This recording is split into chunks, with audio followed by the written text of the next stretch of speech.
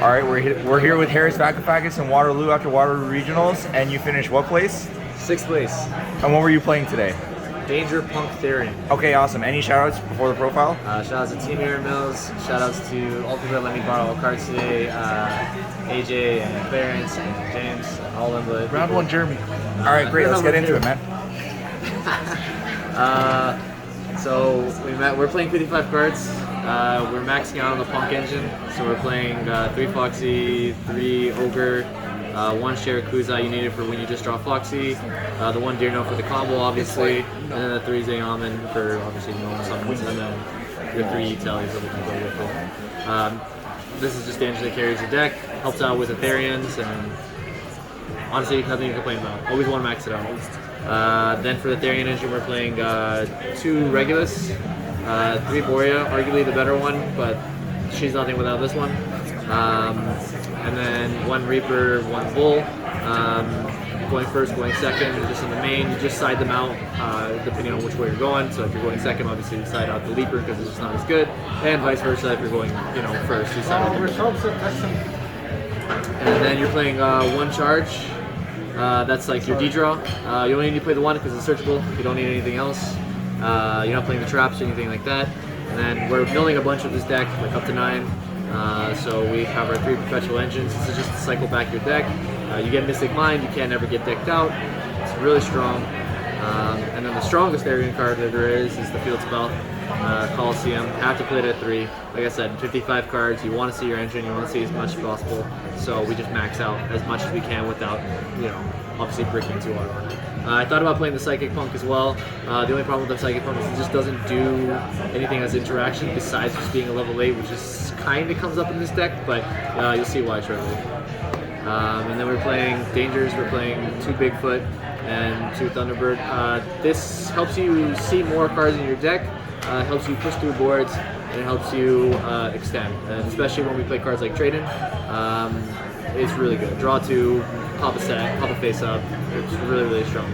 I think I would keep it at this ratio. You don't need to see the other lower punks. Them being level 8 is actually really relevant for our rank A plays, which is not a lot, but for the ones that there are, you're mostly just going to go into 1 or 2, but other than that, synchro plays as well. And then hand trap lineup, we maxed out a lot of hand traps here. We're playing 3 Kuro, 3 Nib, 3 Gamma with the driver, 1 Effect Veiler. This is for your Celine. You only need to play the 1, it's just not as strong, not as impactful. 3 Ash, probably one of the more impactful traps. And then also for going second card, we're also playing our 3 Droplet. So this is our just going second lineup. This card put in so much work today. It's just really strong, especially in this deck, because you're just resolving a lot of your effects off the field, and especially when you're, baiting your opponents into playing into having a Zayaman and then having a Shirakuza. I always attempted to go for the Shirakuza effect, and then go into Rising Carp, effect activate for Rising Carp, and then they ash it, and you just hit them with the Gamma, and then that's, not only is it a Mega, but now it's Chaos Ruler, and you rip a card out of their hand. It's very strong. We resolved that once today, so very, very strong. That's mostly our hand trap or going second lineup. How's Droplet? Honestly, every time I've seen it, I only came up once I played 4 Adventurer Punks today. Scythe does not, you don't lose Scythe in this deck for it. You just make big cards and help them. For example, you make Zayaman, you activate Zayaman effect, and this is after baiting out the Baron. You search this, you activate effect the Tribute. Sure, you can't go in your extra deck, but your Zayaman is going to go ahead and give it 600 attacks, 3100 you can beat over the Baron, and then you can just sit on it. But every time I drew this card, obviously this is strong, you're dumping your Therions, you're dumping cards that you don't really need to see. Sometimes your perpetual engines that didn't go through for, let's say, the trade-ins, so you're just adding cards back, so the cost is negligible to what you actually get out of the card. So yeah, you could play Dark Ruler too. I like to kill my opponents first turn if I get, because fuck that, I'm not letting them live. We're playing the 1 Jet Synchron. You need to, because we're playing the Calamity combo, and I just don't. Let's ride. 1 Called By, best card in the format. 2 trade-ins. The card speaks for itself. Therion's a level 8, Ogre and Foxy Soon are level 8. The Danger's a level 8. You have so much interaction, you have so much to go for. So just drawing off this is really good, especially when you get off the mill. So definitely would play this. 2 Desires, you're playing 55 cards. This card's also just insane. Most decks should be playing this. It's nothing to say else about that. Yeah, so that completes the cards main deck. So 55 cards in the main. Do you want side deck or extra deck first? I guess doesn't matter, right? Extra deck. Extra deck, we're playing the Access and Selene package, and then the way we climb up to it is with Dark, Talc, and also playing an Anima. This comes up a lot. People don't respect this. You send it off the house for the Jet, or you can just straight up summon it off for Veiler as well, and you just suck up their monster, steal it, make Dark, summon it back, and then go with Selene Access. Really strong. This is the package that I play over the Numeron and Dragulon, whatever combo, just because this just does a lot more for what it's worth. You need to be playing the 1 fusion. This is when you draw your Foxy, and this also baits out with the cards. And then for the Synchro package, we're playing the Calamities. This is for your combos when you get into Hot Red, Hulk, and Jet on field, which obviously is supplemented by your Chaos Ruler, which you have to play. This is mandatory. And then we're playing the formula that tags out with your Hulk. And then we're playing the Baron, because it's pretty great. You make a lot of ways to get into Baron, 3 to 7 or 2 to 8. It's really strong. Sometimes your plays get stopped and you're left with just the Chaos Ruler and the Hulk, but at least you're still making Baron. So very strong, very good.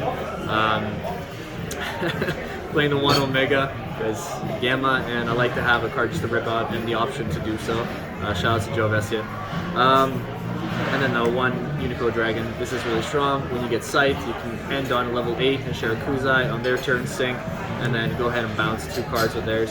And that came up just once today, but it was a really grindy game, and I still didn't end up winning that game, but it's very, very strong. And honestly, even the floating effect, not the floating effect, but the reborn effect that it has is also very, very, very tough. So that's for the synchros, and then for the XCs, you think with all these rank 8s we'd be playing a lot, but not really. We're just making Zombie Vampire. That's when you don't see your Dark and you need a Dark, and also very strong in this deck. We're going to be milling a bunch, and we want to see our engine for Therions. And then the spicy pick that I always play is Coach King Giant Trainer. I resolved this like 3 or 4 times today.